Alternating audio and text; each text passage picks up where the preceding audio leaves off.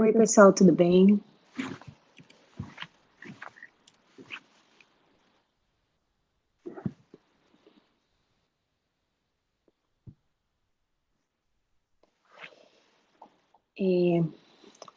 Bem-vindos. Hoje a gente vai falar sobre modelos de negócios sustentáveis, né, no contexto da floresta amazônica e o Lean Canvas. Bom, primeiro vou começar me apresentando. Meu nome é Vitória Mutran, eu sou professora aqui do CESUPA, de Engenharia de Produção. Eu sou engenheira de produção por formação, fiz doutorado em Engenharia de Produção na Universidade de São Paulo. Estou finalizando aí o doutorado, ainda não concluí. Eu tenho uma formação em empreendedorismo e inovação pela Universidade Purdue University, nos Estados Unidos, que eu fiz durante o tempo da faculdade, em um intercâmbio. Tenho experiência de pesquisa, né? Tanto na Purdue, quando estava fazendo esse intercâmbio, quanto no período que eu fiquei na USP, que eu fui bolsista de um projeto temático da FAPESP. E também tive uma experiência na Imperial College Londres, né? Onde eu fiz também 6 meses de intercâmbio, né? Trabalhando num grupo de pesquisa lá. Eu tenho experiência na área de startups, de desenvolvimento de comunidade de startups, de educação empreendedora relacionada a startups, por estar há muito tempo envolvida nas atividades aqui de Belém, né? Eu fui uma das fundadoras do Açaí Vale, né, que é a comunidade local. Organizei alguns eventos aqui em Belém também, tive uma participação bem ativa no início aí da comunidade local. E desde 2016 eu sou facilitadora do Startup Weekend, que é um programa de formação de empreendedores, né, e de construção de startups no fim de semana. E do ponto de vista de negócios principalmente negócios relacionados à floresta, eu trabalho atualmente na empresa da minha família, que é uma tradicional beneficiadora de castanha do Brasil, né? Castanha da Amazônia, como a gente está chamando atualmente. E a minha família tem tradição nesse negócio, então eu tenho muita experiência com negócios relacionados à floresta amazônica, principalmente com foco, né, em atender às demandas do mercado externo. Bom, hoje a nossa agenda a gente vai tratar sobre o que são modelos de negócios, né, os business models, tanto os conceitos quanto alguns exemplos. O que é esse modelo de Lean Canvas, né, no que consiste, como é que a gente desenha um modelo de negócio com esse conceito, né, e algumas ideias sobre o que são essas fontes sustentáveis, né, de receita, né, como que a gente pode ganhar dinheiro, né, com a floresta amazônica, que negócios já estão sendo desenvolvidos aqui, né, e como que a gente pode pensar de maneira inovadora para o negócio da floresta no futuro. Vou tentar ser bem breve nessa aula, só passando mesmo pelos principais conceitos, para ajudar vocês aí a botar a mão na massa. Bom, a primeira definição que a gente precisa chegar é o que é esse conceito de modelo de negócios, né? Basicamente, o modelo de negócios, ele tem que descrever a lógica, né, de como aquela organização cria, entrega e captura valor. E o que seria valor, né? Basicamente a percepção do seu cliente do que aquele produto ou serviço traz de importante para ele, resolve a dor dele, resolve o problema dele, traz de benefício para ele. É a percepção do seu cliente. Então, o modelo de negócios, ele tem que demonstrar isso. Como que você cria isso, né? Como que você está desenvolvendo esse valor, como é feita essa entrega para o cliente, né? E da onde que está capturando em termos de fornecimentos, em termos de algum tipo de geração. No passado, talvez assim, nos últimos 30 anos, os investidores eles esperavam, né, que os empreendedores que buscavam investimento eles trouxessem um chamado plano de negócios, tá? Em termos de cursos de empreendedorismo, etc., ele ainda é muito, o plano de negócios ele ainda é muito trabalhado, porque ele traz realmente, assim, de maneira bem descritiva, né, e bem detalhada, todas as partes que a gente precisa se preocupar quando a gente está fazendo um negócio. O problema do plano de negócios, né, que você faz aí um sumário executivo, um plano de gestão, de marketing, um plano tecnológico, um plano financeiro, quanto tempo vou demorar para ter retorno, vou pensar em toda uma estrutura de custos, etc. O plano de negócios, ele realmente ele é um documento muito interessante se você está querendo desenvolver um negócio tradicional, né, que tem é, diversas barreiras para você entrar, que ele requer um certo planejamento a longo prazo, que você vai fazer um aporte de capital muito grande. Então, digamos, eu vou abrir um supermercado, realmente eu vou gastar uma fortuna, né? Vou gastar milhões de reais para abrir um supermercado. Então, eu preciso fazer um plano, um planejamento formal de como que eu vou trabalhar, né? Ou como que vai ser é, é, esse investimento, né? Como que ele vai ser distribuído, em quais áreas e como que o meu negócio vai funcionar de forma que eu tenha um retorno desse capital que eu investi. Muito bem, isso funciona e funcionou muito bem para negócios tradicionais, como eu falei.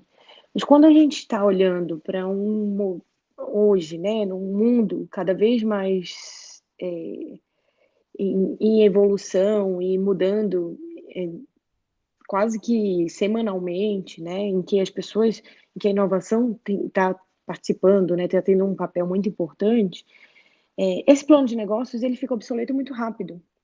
O tempo que você demora para construir um plano de negócios dessa maneira detalhada é basicamente o tempo que o seu produto ou o seu serviço ele já não vale mais nada e, enfim, já está obsoleto. Então, o plano de negócio formal ele não se enquadra nesse mundo de startups, nesse mundo de inovação, nesse mundo que a gente tem que ter uma resposta rápida para o mercado e começar a entregar valor o mais rápido possível. Então, o Alexander Osterwalder, né, ele desenvolveu o Canvas, né? Ele escreveu um livro chamado Business Model Generation, em que ele descreve a formação a construção, né, de modelos de negócios com base num Canvas, que é um quadro, né? É um quadro que ele tem 9 blocos, nos quais ele, ele diz que a gente consegue, né, de maneira bem simples, bem interativa, bem visual, pensar em todas as partes importantes sobre um negócio, né? Principalmente um negócio na área de tecnologia e de inovação. E o objetivo dele era renovar, né, o design, a maneira de criar esses modelos de negócios, para que a gente saísse daquele plano de negócio tradicional, né, que demorava meses, às vezes, para ficar pronto, e pensasse de uma maneira mais rápida e que conseguisse botar em prática e até fazer alterações, ajustes rapidamente. O Canvas, né, ele promove o entendimento, a discussão e a criatividade e a análise daquele modelo de negócio de maneira fácil. Então, por ele ser uma coisa visual, né, aqui a gente tem um exemplo do Canvas, a ideia é que você tivesse um quadro desse, né, imprimisse esse quadro, pegasse alguns post-its e com a sua própria equipe desenvolvesse quais são os requisitos de cada um desses itens aqui do seu modelo de negócio, tá? Então, aqui no centro, né, é a sua proposta de valor, basicamente é qual é a razão da sua empresa existir, o que ela vai entregar para o cliente, né, qual é o principal valor, a principal percepção que o seu cliente vai ter, a principal solução em relação ao problema dele, né, que você vai entregar, e isso aqui é o coração de tudo, fica no centro.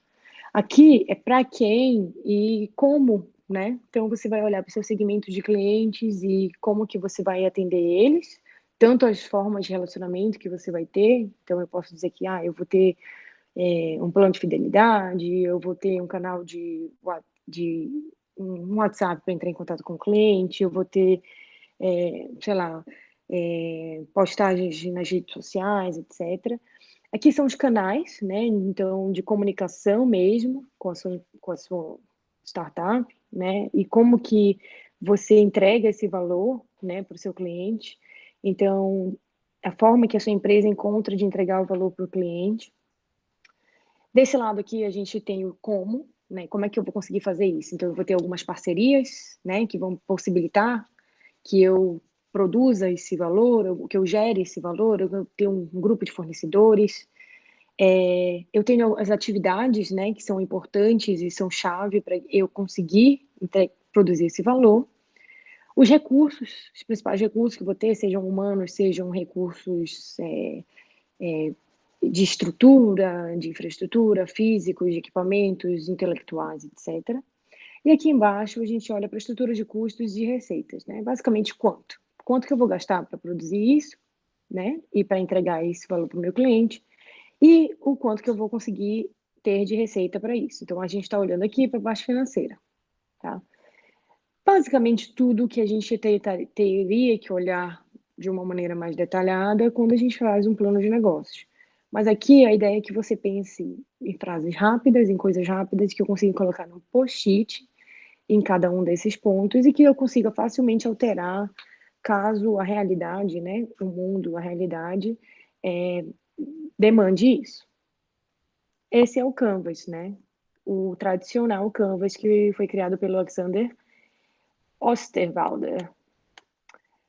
O que acontece, né, é que em relação ao plano de negócio tradicional, é que esse Canvas, ele foca muito mais no cliente, né, e na oferta de valor que a gente está trazendo para o cliente. E promove uma inovação, né, por ele ser uma coisa dinâmica, de fácil mudança, etc., ele promove uma inovação sempre sob a perspectiva do cliente. Porque no Canvas, a gente visa, né, usando esse modelo de geração de negócios, a gente visa seguir esse ciclo aqui, de prototipar, né, questionar sempre se aquele protótipo está fazendo sentido, testar o protótipo e aí aprender com as lições aprendidas, né, com as lições obtidas durante esse teste, e reiniciar, criar um novo protótipo com melhorias e assim por diante. É um ciclo de melhorias sempre contínua, baseado na perspectiva do cliente, na necessidade do cliente. Então, o foco é que você sempre pense no seu cliente. Ele é um modelo ágil, simples e visualmente acessível, que proporciona essa discussão entre a equipe, né, e essa rápida resposta em relação às mudanças que os negócios passam no dia a dia. Acontece que o Ash Maurya, ele vendo, né, esse modelo Canvas, que ele ficou muito conhecido e foi amplamente utilizado pelas startups e pelas pessoas de inovação para modelagem de negócios, principalmente na área de tecnologia, ele pensou em uma adaptação, porque ele disse que, apesar de ser, né, o modelo do Canvas, ele ser uma importante evolução em relação ao plano de negócios e ele atender vários aspectos necessários para o desenvolvimento de uma startup, um ponto crucial, né, não estava sendo bem abordado, que é como que eu consigo trabalhar essa relação do cliente, né? E normalmente o cliente compra um produto ou um serviço que seja inspirado por uma dor, um problema que ele tem no dia a dia, uma necessidade que ele tem no dia a dia. E isso não estava sendo bem abordado ou abordado da maneira correta no Canvas tradicional. Então, o Ash, ele falou que a gente precisa amar o problema, né, e não a solução. E ele acreditava que aquele Canvas tradicional, ele se focava muito na solução. Então, ele trouxe um novo modelo que se chama o Lean Canvas, né, que com o objetivo é que a gente tenha um negócio focado no cliente, que a gente desenvolva um modelo de negócio focado no cliente. Tem até aqui uma frase do Peter Drucker, que ele fala que o objetivo de todo negócio existir é criar um cliente. E como é que você vai ter um cliente, né, criar um cliente, se você não está entregando para esse cliente algum valor ou resolvendo algum problema dele? Então, baseado nisso, que o Wash propôs algumas alterações básicas, não foi uma quantidade muito grande de coisas, mas no modelo, né, tradicional do Canvas, para criar o que ele chama de Lean Canvas, tá? Baseado no Lean Startup, no conceito de Lean Startup, de Lean manufacturing, né? Sempre olhando para a produção enxuta, startup enxuta, que é basicamente você entregar o que o cliente precisa na hora que ele precisa. Então, ele trocou aqui parceria-chave por problema. Qual é o problema que o seu cliente tem, né? Qual é a necessidade que ele tem que ele não resolve hoje? Ou que ele não resolve totalmente hoje? Aí você tem aqui, em vez de atividade-chave, qual é a solução que você vai propor para isso, né? Tipo, de maneira simples, clara, qual é a solução que você vai dar para esse problema? Aí você encontra a sua proposta de valor. Aqui temos, por exemplo, um segmento de clientes igual, canal para eu entregar esse valor para ele igual. No Lean Canvas, a gente também muda os recursos-chave para métricas, né? As mais métricas importantes que eu vou usar para medir se o meu problema está sendo resolvido, se ele é um problema real, se ele está sendo resolvido e se a minha solução está fazendo sentido, né? Então, quais são as métricas importantes para eu medir se o meu negócio está indo bem? E aí a gente permanece com os outros blocos como eram no Canvas tradicional. Então, aqui, né? Esse aqui é o formato. Algumas questões importantes é que a gente tem que encontrar mais para frente, ou buscar sempre encontrar uma vantagem competitiva em relação aos nossos concorrentes, alguma coisa que impeça que simplesmente chegue uma pessoa amanhã e copie exatamente o que você está fazendo e te tire do mercado. A gente tem que entender que o nosso cliente provavelmente resolve ou já tem alguma forma de resolver esse problema hoje, né? E a gente tem que saber como é que é feito isso e aí melhorar, basicamente, ou encontrar uma solução que efetivamente resolva esse problema, né? Aqui é basicamente um outline da solução e vamos encontrar as métricas principalmente mais importantes para dizer como é que a nossa empresa está indo em busca do nosso objetivo, né? Esse é o Lean Canvas. Alguns pontos importantes, tá? Aqui é um livro do Ash Mauryan que ele falou como que a gente se transforma ali, né? Desenvolvendo, então, primeiro o nosso Canvas. Ele diz que tem 3 estágios numa startup, né? Que é você saber qual é o problema e encontrar uma solução, né? A solução que se encaixa para resolver esse problema. Desenvolver um produto baseado nessa solução e aí se encaixar no mercado e depois escalar, basicamente. Esses são os estágios da startup. E qual é o caminho para você fazer isso? Primeiro você tem que entender qual que é o problema do seu cliente, definir a solução, validar qualitativamente essa solução, então, sem efetivamente construir, mas qualitativamente validar se essa solução faz sentido para resolver o problema do seu cliente, e aí depois você verifica quantitativamente se está dando certo, tá? Em todo esse processo, é importante sempre estar testando, né? Indo para a rua, indo para o seu cliente, testando, vendo se faz sentido aquilo e validando efetivamente o passo a passo da sua criação do modelo de negócio. Então, vamos lá. A primeira parte, né? Problema. Por que é importante a gente olhar para o problema? A maioria das startups, elas falham não porque elas não construíram, enfim, porque elas não conseguiram entregar algum produto, é porque elas perderam tempo construindo o produto errado. Então, elas entregaram um produto, mas o produto que não era o que o cliente precisava, não era o que o cliente pedia, né? E por isso que é importante entender qual é a real necessidade e a real dor do cliente antes de construir a solução. Porque você perde muito tempo e recurso se você constrói uma solução que não tem valor nenhum para o mercado.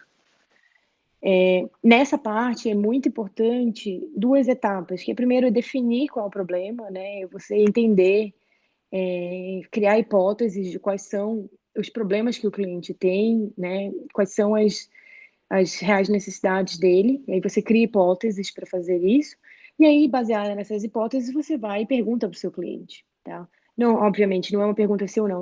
Você tem problema para, sei lá, você tem problema para acordar cedo? Eu vou dizer, possivelmente sim, né? Mas o que é importante é que se alguém quiser descobrir como é que se realmente isso é um problema na minha vida, é perguntar como é que é o meu processo de dormir, que horas eu durmo, se eu acordo, quais são os horários que eu acordo, se eu tenho dificuldade nesse aspecto, como que eu resolvo esse problema hoje, eu uso o despertador do celular, enfim, tá? É isso que realmente, baseado nessas perguntas, né, nesse entendimento de como o cliente faz as coisas, é que a gente consegue validar se um produto é ou não, tem ou não algum problema. E aqui a gente tem outra fala, né, do Charles Kettering, que ele diz que um problema bem definido, né, já é metade da solução pronta.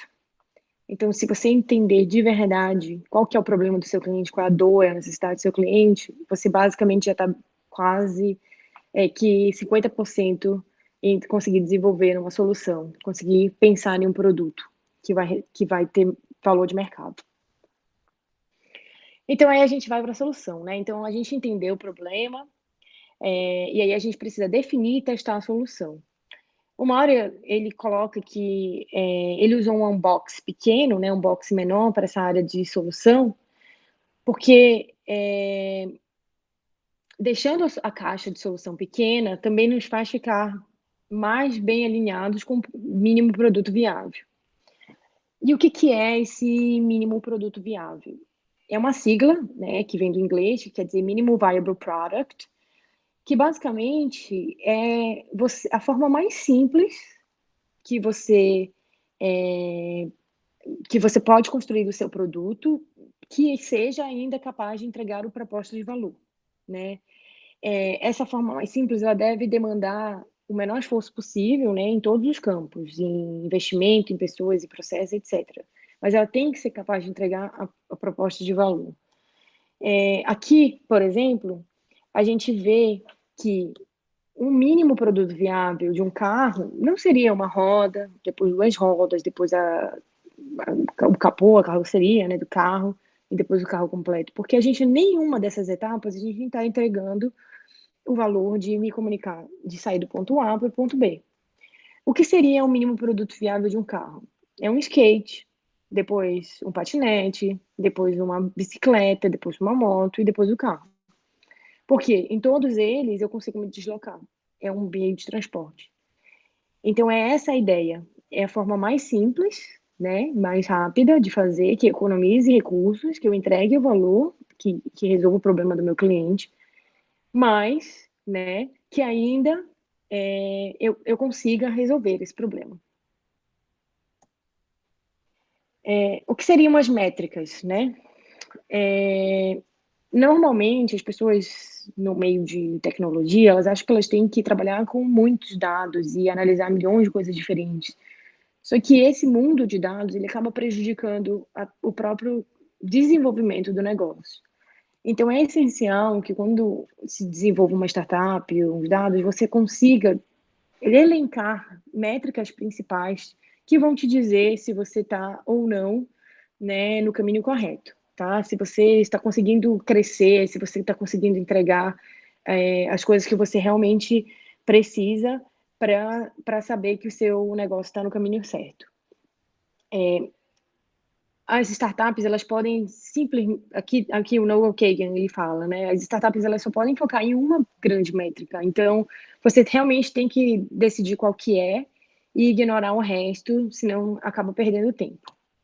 E sempre essas métricas, elas têm que ser focadas, né, no valor do produto ou serviço apresentado, em quanto que você está conseguindo atingir, entregar aquela proposta de valor para os seus clientes.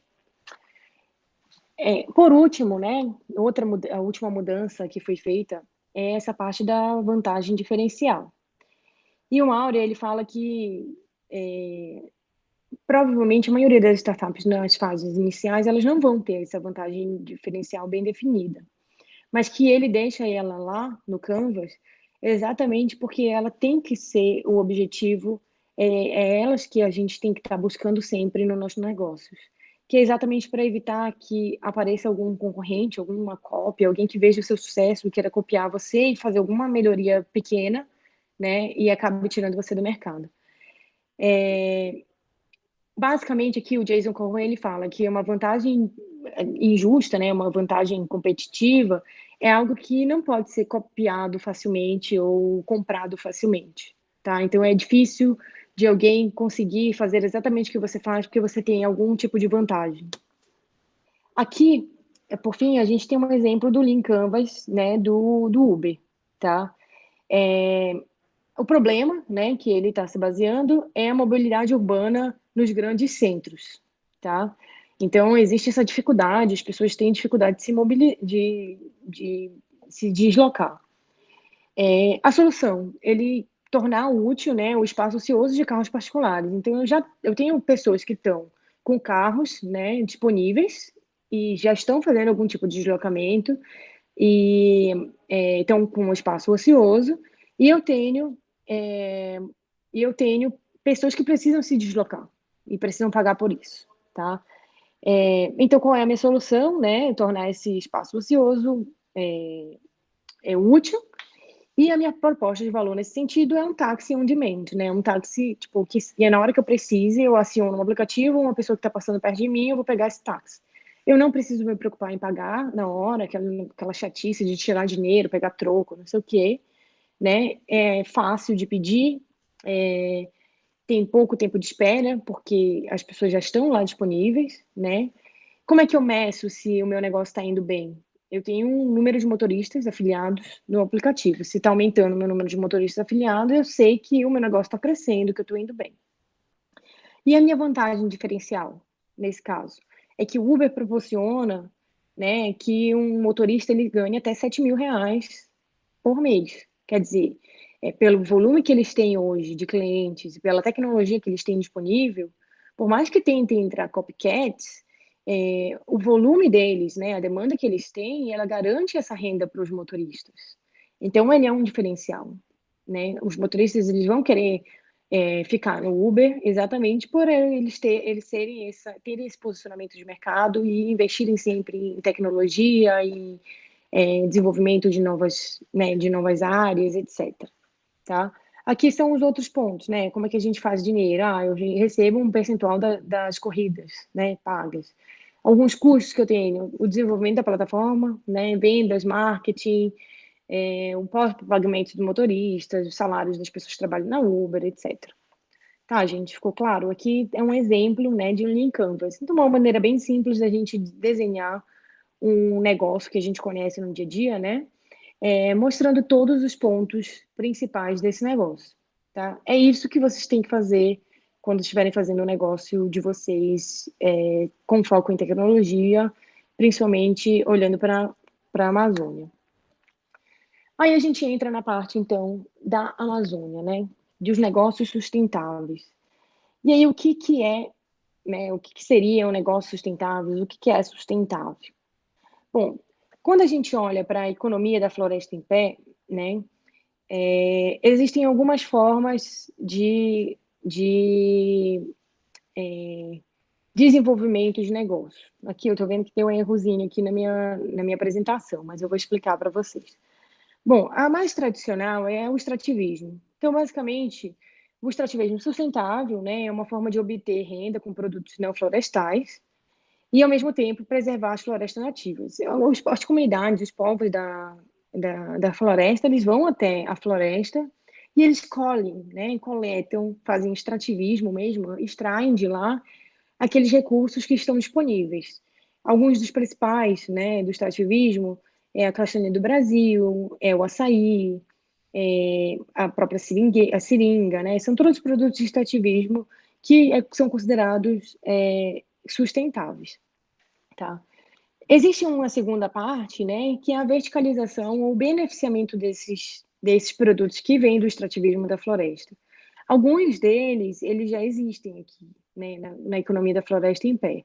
Por exemplo, a castanha do Brasil, né, que é um negócio que eu trabalho, ela é beneficiada há muito tempo. E qual que é o beneficiamento? A secagem, é o descascamento, né, e a desidratação da castanha. Então, a gente recebe um produto da floresta bruto, né, um produto in natura, e faz esses beneficiamentos da castanha, e no final eu entrego a própria castanha para o cliente, tá?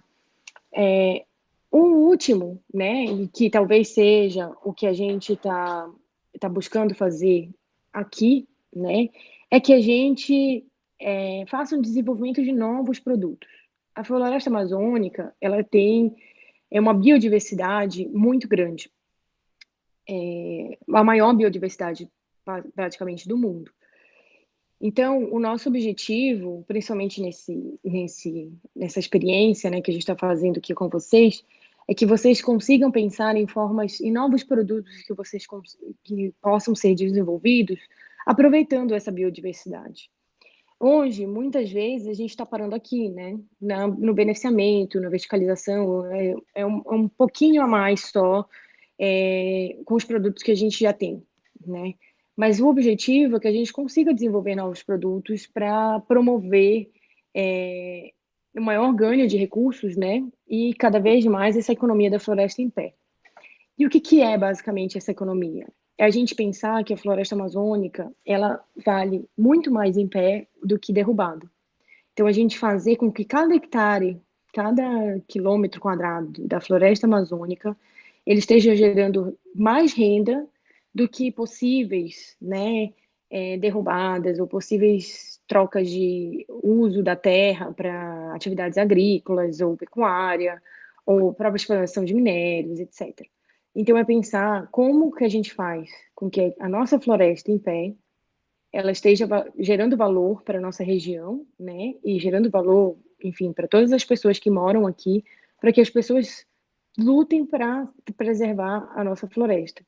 E principalmente para que a gente ganhe visibilidade, né? Fora do Brasil e até às vezes fora da nossa região e dentro do Brasil, que muitas vezes nós não somos levados tão a sério, por estarmos, né, gerando muitos recursos para a nossa região e para a União. E aí todo mundo vai começar a realmente levar a sério manter a Amazônia em pé. Então, é essa provocação que eu gostaria de deixar para vocês. Como que a gente faz, né? Como que a gente dá esse salto para que com os nossos produtos da floresta, que só tem aqui, que é a nossa vantagem, né, competitiva, que é a nossa vantagem injusta, ninguém mais tem a Amazônia, só a gente. A castanha só dá no Brasil, só dá na Amazônia, né? Então, como que a gente usa isso, né, essa nossa biodiversidade que ninguém mais tem, para poder gerar valor, né, e ganhar esse espaço no mercado. Alguns exemplos que já existem na Amazônia, de algumas cadeias produtivas, são a castanha do Brasil, né, que ela tem um papel muito importante para as comunidades tradicionais que residem na área da floresta, que já vivem dessa comercialização, extrativismo da castanha. Ele é um dos principais produtos das comunidades tradicionais, tá? E ela é das cadeias mais desenvolvidas e mais tradicionais. Então, a castanha ela já tem um mercado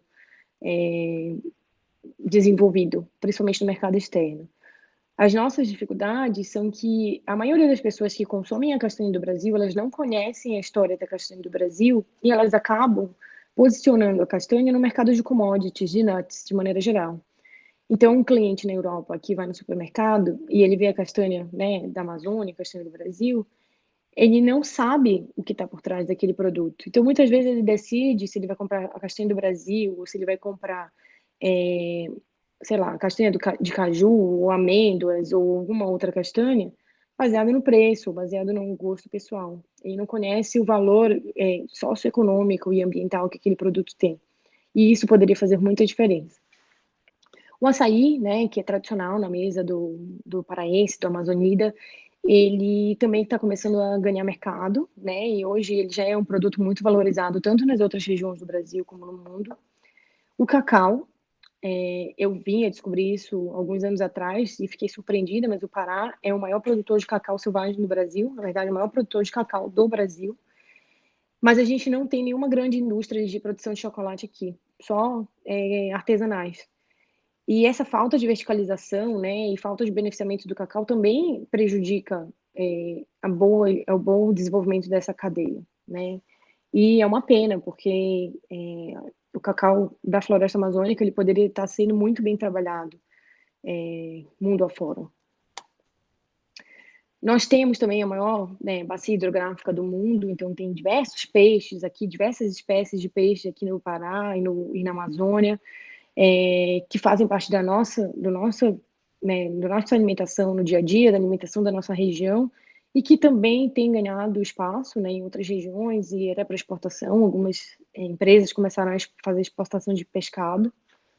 A borracha, né, que todo mundo sabe, já estudou na escola, ela foi responsável pelos tempos da Belle Époque da Amazônia, que tinha muito dinheiro, e aí vieram os copycats, né, da vida, pegaram amostras aqui das nossas seringueiras e levaram para outras regiões e plantaram essas seringueiras e a gente perdeu a vantagem competitiva que a gente tinha. Mas ela ainda é um produto importante. E aí, mais recentemente, né, a culinária indígena, ela começou a ganhar muita visibilidade também em outras regiões do Brasil e também mundo afora, pela culinária paraense, principalmente, com tucupi, tacacá, o jambu, a cachaça de jambu, que é um produto inovador, já usando uma planta da nossa região, os bombons de cupuaçu, de bacuri, enfim, os sorvetes de frutas exóticas da Amazônia, né, o exemplo da cairu. Tem uma startup chamada Manioca, né, que trabalha com esses produtos e tenta encontrar mercado para eles fora da nossa região. E muitas outras pessoas que já estão trabalhando também esse potencial aí, que é a culinária paraense e a culinária indígena, para encontrar espaço mundo afora para a Amazônia. Gente, foram algumas provocações, tá? Se vocês tiverem alguma pergunta, eu estou disponível.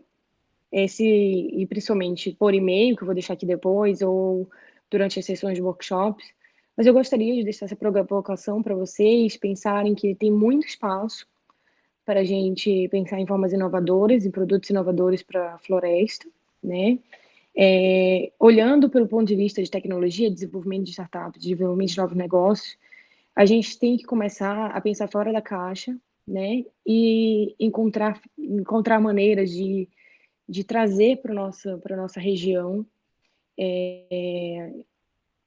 inovação, mas no que a gente tem de vantagem, que ninguém mais tem, que é com a nossa floresta amazônica.